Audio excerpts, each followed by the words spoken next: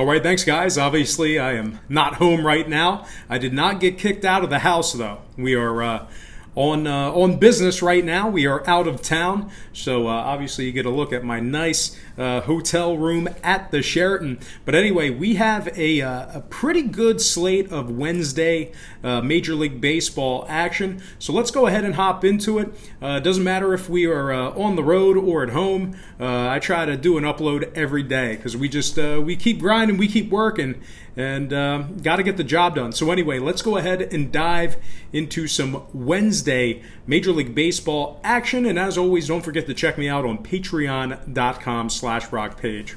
All right, all starts Eastern Standard Time. Let's begin with the Rangers taking on the Blue Jays. That's going to be a 12:37 Eastern first pitch in Toronto. The Blue Jays are minus 125, totals at 10. We did see a 10-cent fade of Toronto in the early wagering.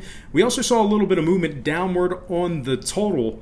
Toronto opened 135 down to 125. Total open 10.5 down to 10 flat. Right now the Rangers are plus 115 on the money line. We have Colby Allard for the Rangers, Sean Reed-Foley for the Blue Jays. Now Texas is 8th in scoring. They're also 32-24 against the spread away from home. And of course, when I refer to the spread in Major League Baseball, I'm referring to the run line. Now Toronto, if you've been following baseball, they're pretty bad. We all know that. 22 games under 500 at just 50 and 72 overall for the year. They've also won just 23 out of 59 at home. The Blue Jays rank dead last in hits on average per game. They're also 28th in walks allowed. Now, total-wise, the Rangers are 34-27 to the under when traveling. So with all that said and done, I'm going to lean toward the road dog in this one. Give me the Rangers plus $1.15 and the under 10 runs in that game. And before we go ahead and move on, just want to take another quick timeout and welcome you to the show. Got some lines and personal leans out for Wednesday's Major League Baseball action. Now, right now it is Tuesday night, getting a little downtime before dinner. So we have a little business dinner in about 30 minutes. So we're going to go ahead and knock this video out, try to upload it. So if it seems like the stats and the numbers are one game off, chances are by the time you're viewing this video, they are. So once again, it is Tuesday night. We are doing, we don't even have our night games underway. So anyway, just keep that in mind. Also got to keep reminding you to check me out on patreon.com/BrockPage. We do daily plays on that site. We're doing terrific in many different packages. We went 3-1 last night in our premium plays. So check me out, patreon.com/BrockPage. Memberships begin at just $1.99 per month. All right, let's go ahead and dive into some more action. Next game I have for you, it is going to be Baltimore taking on the Yankees. 1:05 Eastern first pitch at Yankee Stadium. The Yankees are minus 240, totals 11. Now, we did see a 10-cent fade of New York and movement upward on the total. The Yankees open 250 down to minus 240. Total open 10.5 up to 11 flat. Right now, Baltimore is plus 220 on the money line. We have Dylan Bundy for the Orioles, Jay Happ for the Yankees. Happ's 9-7 on the year with 95 strikeouts and just 120 innings pitched. Bundy on the other side for the Orioles, 5-12 on the year, 5.04 ERA, 1.35 WHIP. The Yankees have the best record in the American League. They are 79-41 overall for the year, 38 games over 500. They're also 45-18 at home. The Yankees rank first in scoring, second in runs allowed at home. Now Baltimore on the other side, they have the second fewest wins in the American League. They are 39-80 overall for the year, 41 games under 500. They also rank 26th in scoring, last in runs allowed on average per contest. Now, total-wise, the Yankees are 36-27 to the under at home.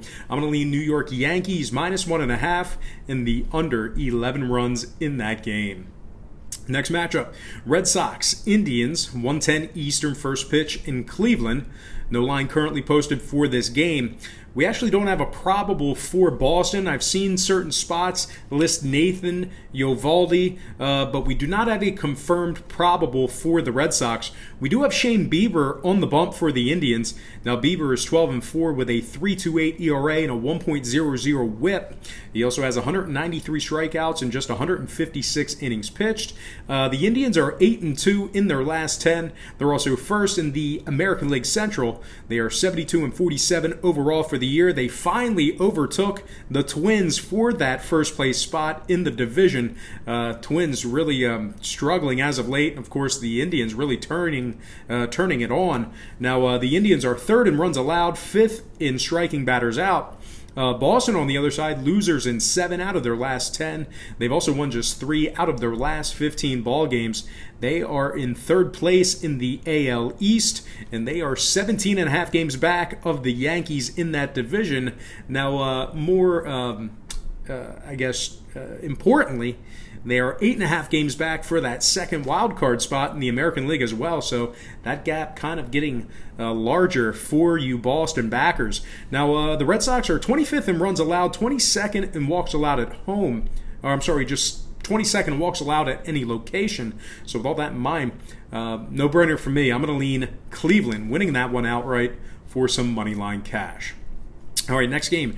Astros, White Sox, 210 guaranteed rate field in Chicago. The Astros are minus 280, totals 10.5. Right now, the White Sox are plus 260 on the money line. We have Wade Miley for the Astros, Ross Detweiler for the White Sox. Detweiler is 1-3 with a 5.35 ERA and a 1.49 WHIP. Miley on the other side for the Astros, 11-4 on the year, 2.99 ERA, 1.13 WHIP. He also has 116 strikeouts in just 138 innings. Houston is in first place in the AL West, 77-41 overall for the year, 36 games over 500.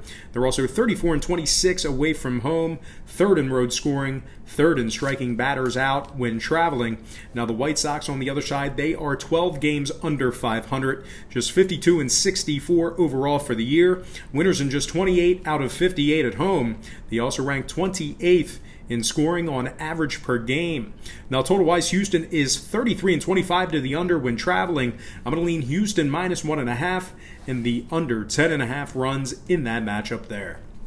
Next game, Twins, Brewers, 210 Milwaukee. The Brewers are minus 110, totals 9.5. We saw a 10-cent fade of Milwaukee and movement downward on the total. The Brewers open 120, down to minus 110. Total open 10, down to 9.5. Right now, the Twins are minus 102 on the money line. We have Kyle Gibson for the Twins, Gio Gonzalez for Milwaukee. Gonzalez has walked 16 batters in 50 innings. Gibson on the other side for the Twins, 11-5 on the year. He struck out 126 batters in 127 innings pitched. Milwaukee is 25th in striking out on average per game. They're also 22nd in walks allowed. The Brewers have covered just 25 out of 60 ball games at home this year. They're also 19th in runs allowed at home. Now the Twins on the other side, they are third in scoring on average per game, second in hits. They are 2 games ahead in that first wild card spot, so they are first in those wild card standings right now in the American League. Now, total-wise, the Twins are 34-22 to the over on the road, so I'm going to lean Minnesota Twins minus 102 in the over 9.5 runs in that game. Next matchup, Diamondbacks, Rockies, 310 Colorado. The D-backs are minus 125, totals 12.5. We saw a nickel move toward Arizona and movement downward on the total. Eyelash in the eye. Painful. Anyway, D-backs open $1.20 up to 125. Total open 13 down to 12.5. Right now the Rockies are plus 115 on the money line.